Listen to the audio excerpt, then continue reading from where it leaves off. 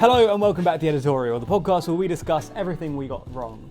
I'm joined, as always, by Editor-in-Chief, Michaela. Hello, hello, hello. How are we doing? Very well. Looking forward to it. Good. New year. Yeah, new year. New year, new editorial. New us. What is it? Is it? No. No. Same old sloppy How have we done in the last few weeks? So, we're a bit late to this, but that's sort of Yeah. because of Christmas and the new year. But the last one we did was in December 20th. Mm-hmm. And I think pretty okay. I think quite somewhat interestingly, there is actually it's probably evenly split, the errors or controversies this time around. Normally it's obviously pretty much loaded on like global, Yeah. and EU and UK are safe, but global has been relatively uncontroversial recently. Some lower like-dislike ratios, but normally because it's touching on subjects that just are inherently controversial. Yeah. But there have been a couple of points of controversy over on UK, so we start with that, if you're happy. And, as a little tease, there's a channel we never talk about that we're going to be talking about. Oh, you spoiled it. Oh no, was that? Bleep it. Okay, yeah. What could it be? Okay, so let's get into it. Should we start with UK, did you say? Yeah, I thought so. No, Okay. because we never really talk about UK. So Okay. there are basically two videos. I mean, I'm sort of clumping two together, but there are two videos here worth talking about. The first is the Farage Musk fallout video, which Yes. has a 95% like-dislike ratio. Again, not that low. I think pretty high, actually, given some Musk considering. content. But obviously below that 96 threshold that we normally use. And for this very obvious reasons, it was basically, a lot of people were defending Tommy Robinson in the comments, or Musk and sort of Musk-Robinson alliance that was going on at the time. I don't think we need to say much about it. We do say in the video, we basically just describe Robinson's politics and go like, this is where this guy is on the political spectrum. And I think we also say in the video that there are sometimes sort of well-intentioned and well-founded concerns about overuse of the term far right, but I think if anyone fits that definition, Tommy Robinson. it's probably that dude. Yeah. We do say that in the video, and I think that caveat probably buffeted, kept the like-dislike ratio relatively high. Not buffeted, buffered. Yeah. And then the other one actually is some more recent videos. In the last week or so, as your favourite topic, bond yields have gone up. Whoa. We did two videos on that. It's so contentious and spicy, bond yields. I know, I'm surprised as well. Monetary policy, it turns out, gets people pretty heated. But our Labour having a Liz Truss moment, which came out on the 11th of Jan, and it's 96, but again, just on that. And then Bank of England crashing the economy, which is 95.8 or something like that. The Liz Truss, our Labour having a Liz Truss moment seems to be in part because a lot of people were saying that the Bank of England is responsible, and we didn't cover that. And the Bank of England was responsible in both instances. Well, they were saying we overlooked it in the first video, and then they were saying, and then the second video, which I'll talk about in a second. But I meant both instances. Then the Bank of England caused the original Liz Truss incident, and also causing the. That's actually a good point. Not something I'm thinking about mentioning, but yes, there were some people saying that actually being partisan in that we were defending, or basically putting some blame at the Bank of England's door. But this is actually more for the second video. But in that video, we were putting some blame. That's why we did a follow-up. Okay. Well, anyway, let's just do video by video. So our Labour having Liz Truss moment, people getting grumpy because we didn't talk about the Bank of England, and I think people generally were getting a bit defensive about Labour, and the suggestion in that video that at least some of the market's reaction is because people just aren't very enthused by Reeves and Starmer. I think there's something to be said for this. It's very, very hard to sort of read the market or the market's motivations, but I think there is a pretty strong sense. Of that sort of vague sense of disappointment in Reeves and Starmer and the economic data coming out of the UK at the moment. And then on that second video, that is the Bank of England crashing the economy, which has got even a slightly lower like-dislike ratio. You gonna say something? No, I was just shocked. Okay, just a good gasp. Some of it, you're right, was because people were saying we're being partisan in basically acknowledging the role of the Bank of England in the Reeves situation, and then not in the Truss one. I would gently point out, though, that actually in a couple of podcasts back then, we did talk about that a fair bit. That's when we does sound like the kind of boring thing you would point out, to be fair. I believe it. I don't think anyone remembered me talking about it. I think we actually do mention it in passing in some of the Truss videos. But I don't really take that point. I think that we're not saying it's exclusively the Bank of England's fault when we're talking about the recent uptick in gilt yields. We say it's in part because of sort of relative underperformance by Reeves and Starmer. And B, I think that even if it's probably true to say that, well, it's at least true to say that the Bank of England was engaged in quantitative tightening was selling bonds back onto the market in both cases. The Truss one, you're trying. What you're trying to do here is you're trying to like individuate causes, and you're trying to like assign blame to various. There's so many, everything is multi-causal. There's loads of things going into both events. You can't cover everything. And in the Truss one, just the big cause is just the massive increase in borrowing, and it's maybe a tiny bit exacerbated by the Bank of England, and it's also exacerbated by the sort of feedback loops that pension funds got stuck in. But the root cause, I don't think it's unfair to say, is just this massive increase in borrowing. That the budget that Reeves gave, the sort of relatively austere, slightly increased spending, slightly increased taxes, but budget that she gave last year, it's just nothing compared to the Liz Truss mini budget. And to basically say that the Bank of England is equally culpable in both cases for the subsequent uptick in gilt yields is just nonsense. Then the other thing we've had an issue with the Bank of England crashing the economy video is at the very end, we're talking about, so why is the Bank of England engaged in quantitative tightening? And people say, basically people push back against my answer.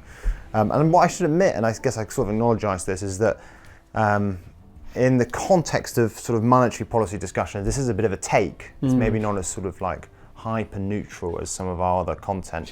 But I basically argue that it's to do with the fact that that's how the Bank of England just sort of understands its role as an independent entity, right? And they're very assertive in trying to establish the independence of their monetary policy from the government's fiscal policy. So they're sort of almost, to my mind, it feels like they're sort of deliberately trying to push against the government's fiscal policy to show, like, no, look, we are independent. Look, we can do it. Look at us. We're doing it now. And even if that's like a bit unfair to sort of project almost that sort of emotion onto the Bank of England, to sort of psychologize an institution in those terms.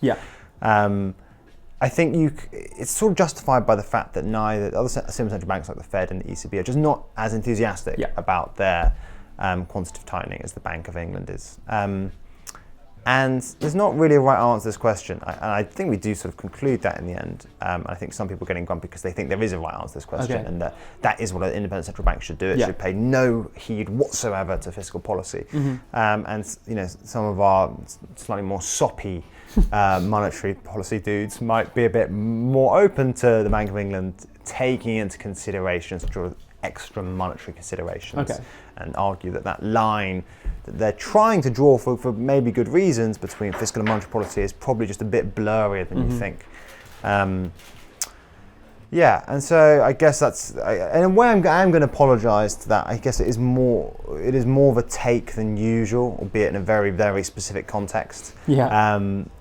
But I think one of the issues here is that going through all the things I've just said and probably fleshing it out even more, because it'd be in the context of a script or a video where we have to explain more complicated things in more detail, will just take up forever. I don't think we really had space or time to do that, to sort of give the outlines of different interpretations of central bank independence and how different central banks sit on that axis.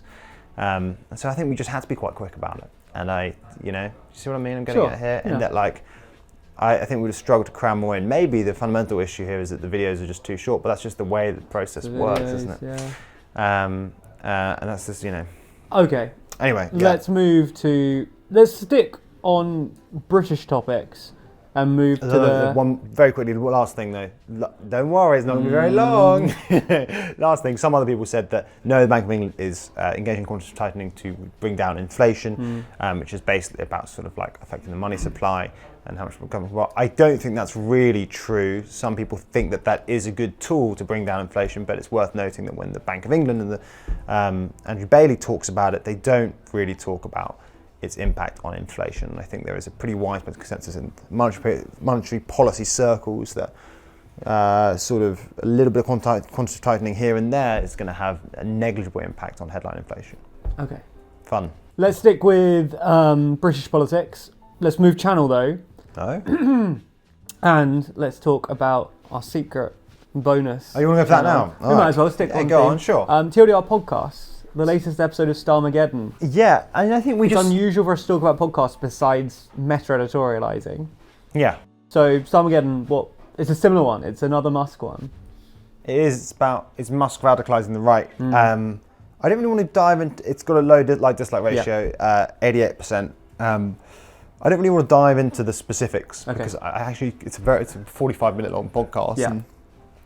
And also, it's not. I haven't edited it in the way that I have a normal video, so I can't really speak to that. But I think I'm just going to give a general answer, which is that the podcast content is never going to be edited or sort of. It's not going to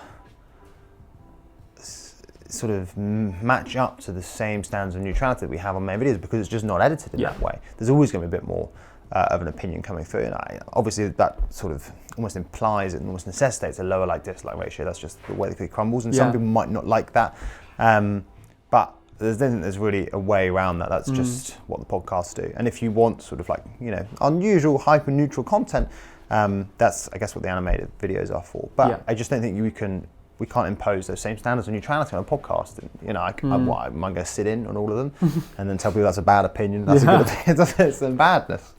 And yeah, I mean, what do you think? I agree. Yeah. I think we obviously endeavour for neutrality still across everything. Yeah. But obviously it's true that the standards are different. And I think both people on that podcast stand by what they said, and we're not attempting to undermine what they said.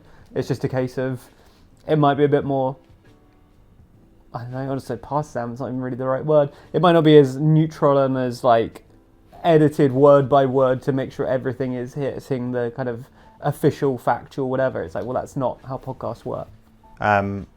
And I mean, maybe, in extreme cases, maybe we will have to do editorials on it in the future. I actually maybe don't think we will. I think it's too weird. If someone says something crazy, well, I'll probably just cut it. But we'll get cut. But and I think I think we're all guilty of this to some extent. I obviously have a pro-Macron bias that shows up in podcasts that I don't really, hopefully, let through in main videos. And as the most recent podcast will demonstrate, maybe even anti-Reeves bias. I came up really swinging against her. They're boring. Yeah, well, there you go. And this is, I guess that's just what podcasts... I'm putting words in your mouth, I don't know. Did I call her boring? I think so. You certainly implied she was boring. Or pessimistic, something like that. Yeah, I think I said she was boring. It's Rachel Reeves. Oh. She's going down, I know. She's a cool lady.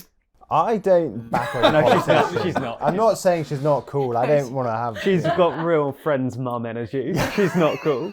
I'm putting my words in your mouth. Thank you. Yeah. Anyway. But yeah, exactly. So I just think there's something general to be said about podcasts there, but I can't really comment on the specifics. Again, because I just haven't edited it. So I can't, one of the reasons the editorial sort of works is because, I'm supposed to at least have edited everything that comes out on the main channel. So I can sort of apologise and take responsibility for it. But I just fundamentally can't for those things. Well, and I think that's the people demanding we editorialise on this. Yeah, there you go. We did. Sorry. As much as we can. Yeah. EU next. What happened on EU? EU, I think we have 2 videos that fell below target. The first is about Greenland and Greenland's aspirations to become independent, which came in at 95.5. Okay. I think that is in part because it's been caught up, obviously, in this whole shenanigans about... there's one other one, but okay, we'll start Greenland. But there's whole shenanigans about Trump wanting to buy Greenland. There were also quite a lot of people basically having a go at Greenland, saying... It's very silly for you guys to become independent, which there is a point in this, in that it's not really economically viable as a state. It currently receives a pretty hefty grant, worth about 500 million euros from Denmark every year. I think it's about a third of its GDP or something like that. But yes, I don't think there's anything wrong in that video. That's just something people are taking issue with. Okay. The other one is Europe's energy crisis, which came out earlier this month. The one with Macron and his little coat. Yeah, so some people had a go at the thumb. Macron wasn't relevant. Yeah, because actually they're doing pretty well, the French, because French nuclear generation is now currently, by the way, at like an all-time high. Let's get another country to have as iconic a face as Macron. Yeah, I know, exactly. This isn't even me jumping on your pro-Macron bandwagon. It's just when you're trying to do a generic European thumbnail, it's Macron. That's why this chat about Europe being leaderless is nonsense. There is one leader, and it is him. It has a face. It's Manu. But yeah, no, that wasn't an intentional take. It just was... Yeah, I needed a face for Europe. But there were 2 more specific things people took issue with. One was the suggestion that it's a cold winter. That seemed a bit silly at the time, but obviously it has been colder recently. And there were quite a lot of forecasts suggesting that this month and next month are going to be cold by historical standards, or at least by relative to the sort of 10-year average. Yeah. And the one other thing, and we've made this mistake a couple of times, and we will endeavour, and I'm acknowledging now, apologies for making this mistake. We basically... have a go at Germany for not have a go, but we note that one of the contributing factors to the energy crisis and high energy prices is Germany's decision to close down its nuclear power plants. I mean, this has become very, very apparent in the last couple of weeks, by the way, because it's been quite dark and not very windy, and Germany has had to import quite a lot of electricity from the French, where nuclear generation has sort of recovered from its previous lows. So there was a lot of maintenance going on about a year or two ago, and it's since been fixed, and it's now at a sort of 10-year high, nuclear generation. But we implied that it was Scholz's decision, and this just isn't really true. I mean, they continued on with that decision, but obviously it was made by Merkel in the aftermath of Fukushima back in like 2011.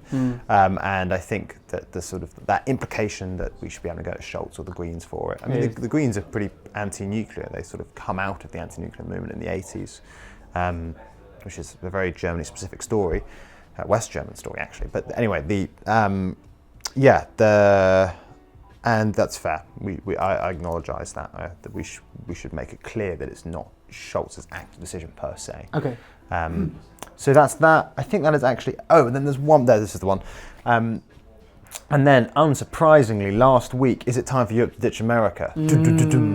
Yeah, my foray onto the EU channel. Yeah.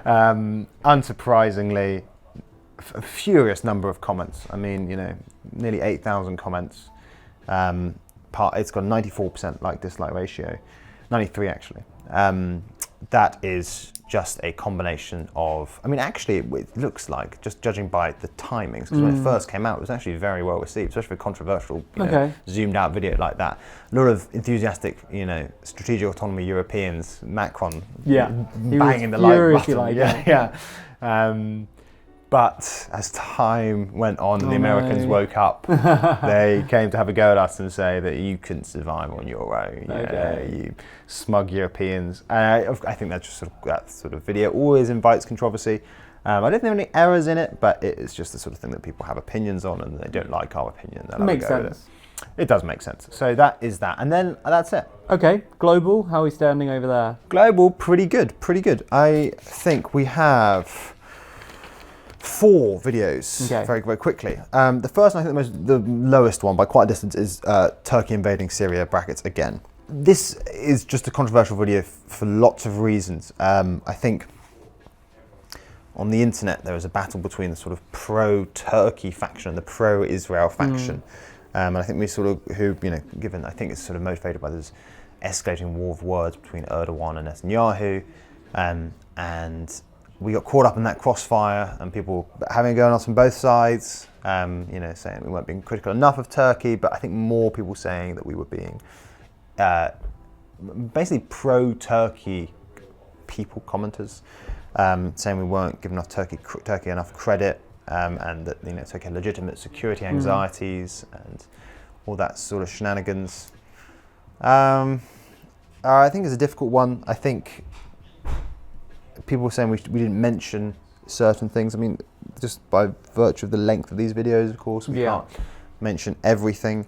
I think quite a lot of where you sit on this, I'm going to say will depend on sort of what you think of that Kurdish state, Rojava. Rojava claims to be the sort of paragon of democracy and minority rights, and there are conflicting reports as to whether or not that's the case. I genuinely can't tell you the answer, unfortunately. It's just quite hard to get to the bottom of. I think it was probably at least true to say that pre-Gilani it was the nicest bit of Syria, as it were, most democratic. But yeah, and I think if you don't buy into that narrative and you think that actually it's a sort of militia state in the desert, then you're probably more sympathetic to that Turkish case, that you need to get rid of it to sort of assuage those security anxieties that the Turkish political class has about Kurdish separatism in eastern Turkey. Whereas if you are more pro-Kurd and you believe that Rojava is indeed a sort of pluralistic democratic state that the rest of Syria should try to emulate, and you're just generally pro-Kurdish autonomy, then you'll be less sympathetic to that, obviously. Makes sense. So I think that's one of the issues. And then I will acknowledge, though, one thing that I definitely apologise. We claim that there's 20 million Kurds living in eastern Turkey. That is sourced, but I went back to look at it. There were loads of different estimates, and I think actually the median estimate is more like 10. Okay. So I think we did just get that wrong. Okay. And yeah, so I think acknowledge for that. Makes sense. Very, very quickly then, Trump Greater America. We talk about Trump's plans to invade various countries. That obviously got a little bit of pushback, but 95.5 still pretty high, and that's just, I think that's pretty good for that. There weren't any errors, I didn't think, in that video. It's just people either saying, please don't invade my country, or sort of pro-Trump. People saying, like, no, you're going to get invaded. China pensions crisis. Some people pushing back against this sort of like constant doomerism about the Chinese economy. I sort of take that point, although I do think this is very much a legitimate crisis. But there is a map shown on screen a couple of minutes in where Taiwan is highlighted as part of China, and even if you think Taiwan is an integral part of China, hello Xi, it's at least just not true that they are. I mean, they're not part of the pension. We're comparing different. Exactly, we're comparing different pension payouts, and Taiwan is obviously not part of the Chinese pension system. So that is an error, and I can only acknowledge. And has been fixed in our master maps too. Yes, I believe. Nice. And then finally, today's video, the Gaza ceasefire video. Yes. 95 and a bit, nearly 96, maybe it's up to 96 now, so not bad at all. It's before an Israel video, that is, Israel videos, as regular viewers will know, just naturally suffer for obvious reasons from a lower like-dislike ratio. I don't think there's anything to say. I mean, the people take issue with all sorts of things on this. I think we did a pretty good job of laying out both sides without sort of taking too much of a side on that issue. One of the things I will, some people were saying though that I think we do disagree with this in the video, and I think we stand by this, in that we're giving Trump too much credit here and we're not giving Biden enough credit. I think that's a hard argument to make these days. I think that the timing is just, this really does strongly imply that Trump is the decisive factor in all this. Biden has been pushing the exact same deal. Not even just for a deal. He's been pushing for literally this deal since June, July. You got it eventually. No avail. So other guy came along and said, exactly. Come on. Either your argument is that Netanyahu just went, okay, fine, it's been months, or it's that Trump put more pressure on him. And I think it's just so clearly true that it's the Trump thing. As a final thing, I'm allowed to mention this now, can't I? In that we wrote that video a while ago. We did an editorial, and I apologised for why Trump might not be as pro-Israel as you think. I just wanted a little victory lap here, and in that video I argued that sort of Trump's pro-deal maker sensibilities might make him push Netanyahu for a deal earlier than Netanyahu would like, and everyone was like, no, he's going to give Israel everything. We'll have a Greater Israel. They'll take all of Gaza, all the West Bank, and all of Jerusalem. And I mean, I was right. You wanted a hard cut, I was right. Okay, fine. Not really the vibe of the editorial, but we can go there. Very defensive. Nice.